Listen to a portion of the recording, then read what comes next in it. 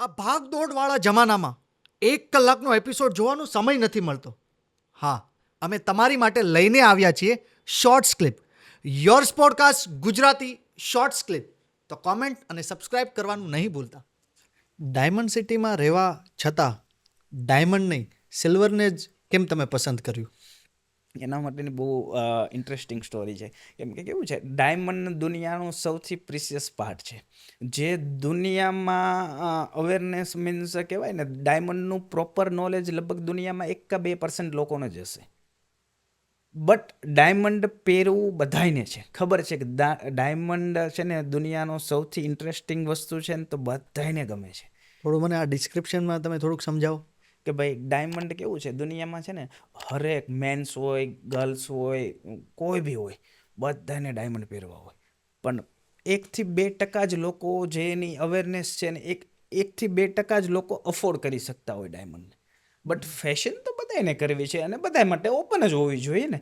તો એના માટે રસ્તા લોકો શું કરતા હોય છે, કા સીઝેડ જ્વેલરીમાં જતા હોય છે, કા સિલ્વર જ્વેલરીમાં જતા હોય છે, કા લોકો ઇમિટેશન જ્વેલરીમાં જતા હોય છે. વધારે લોકો જેની પાસે કાંઈ ના હોય ઇમિટેશન જ્વેલરીમાં જતા હોય છે. પણ એ જ્વેલરી પસંદ સિલ્વર જ્વેલરી કે ઇમિટેશન જ્વેલરીમાં બંનેમાં તફાવત શું આવી જાય છે?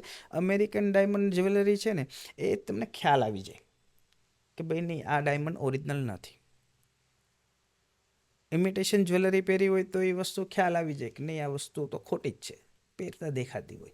રિયલ ડાયમંડનું જે રિફ્લેક્શન છે એ આપને આંખમાં વાગતું હોય ક્યાંય બી કે ભાઈ નહીં, આ વસ્તુ કંઈક છે, અલગ છે. આપણે એટલે તરત જ એની સામે નોટિસ કરતા હોય છે કે એને જોવાની ટ્રાય કરતા હોય છે.